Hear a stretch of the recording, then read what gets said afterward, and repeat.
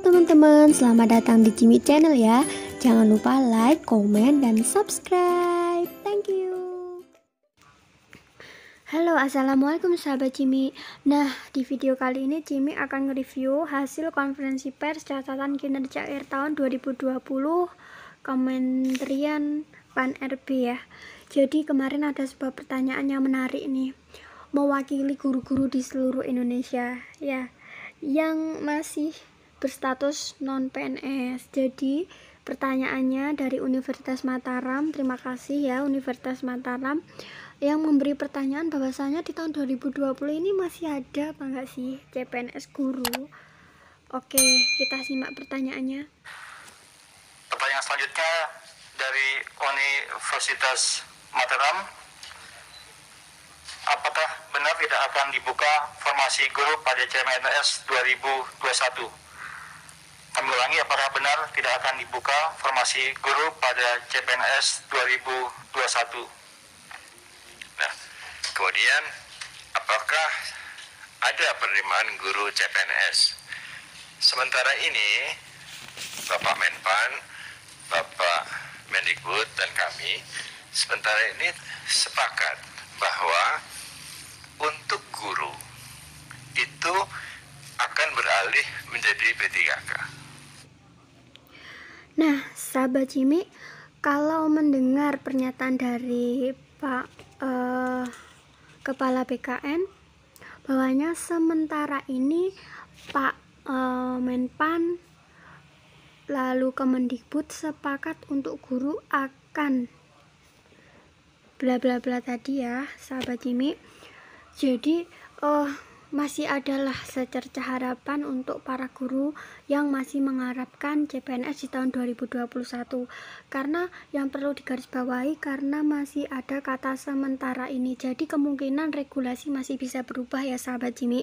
Kita doakan saja, amin. Jadi bukan CPNS lagi.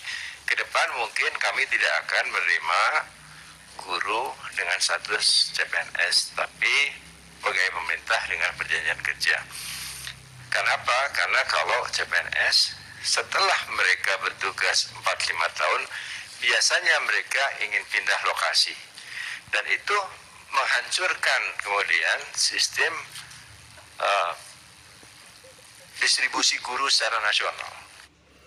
Nah, sahabat Jimmy, bagaimana pendapat kalian tentang CPNS yang ketika sudah bekerja 4 sampai dengan 5 tahun ingin pindah mutasi kerja ke daerah lain?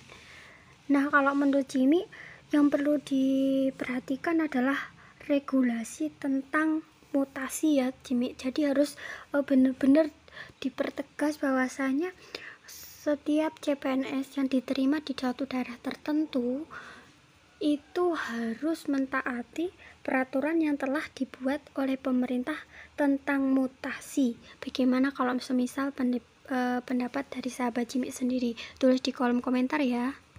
20 tahun kami berusaha menyelesaikan itu, tapi tidak selesai dengan sistem PNS. Jadi ke depan ini sistem ini akan diubah menjadi P3K.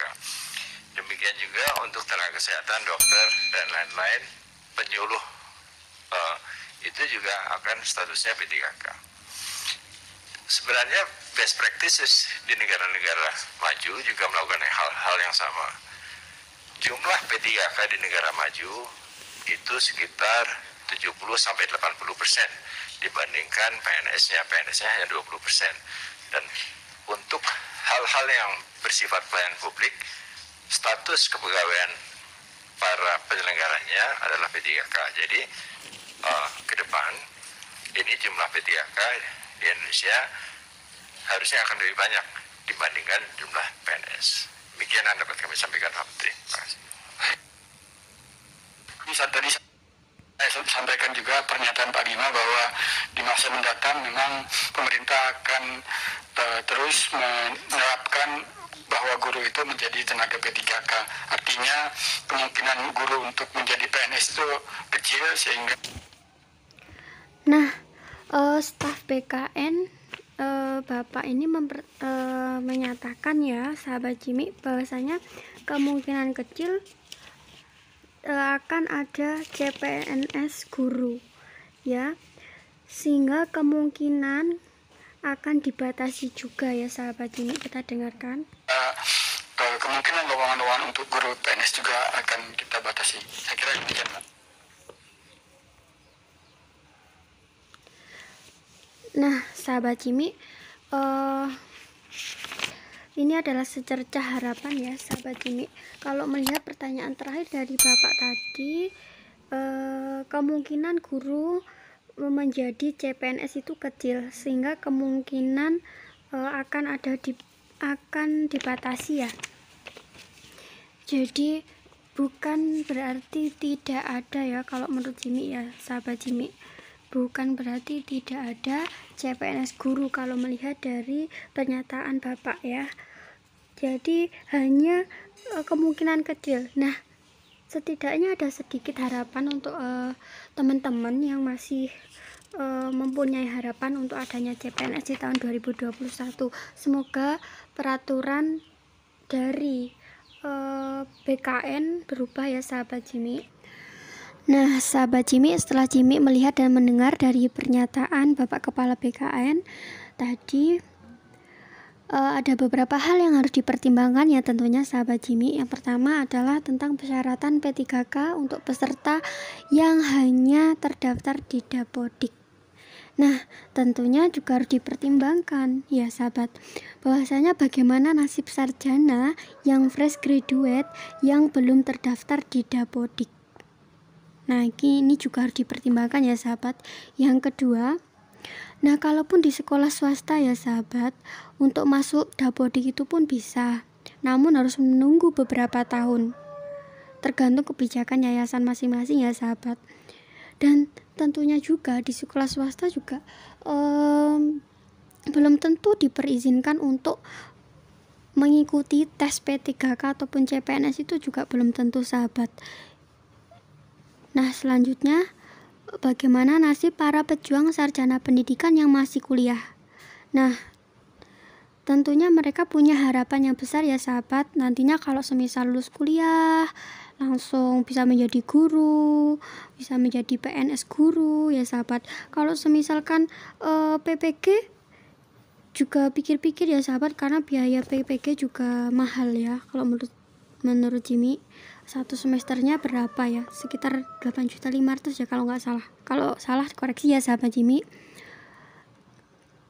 Nah selanjutnya, untuk para lulusan sarjana pendidikan yang setelah lulus tidak langsung menjadi guru, tapi bekerja di instansi lain, kemungkinan belum masuk Dapodik ya sahabat. Karena apa?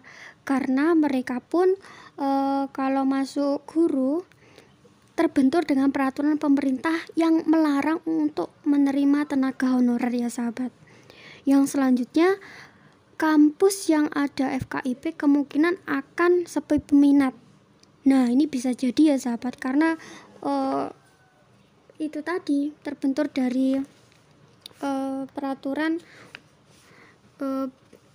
P3K yang meminta persyaratan untuk masuk Dapodik terlebih dahulu.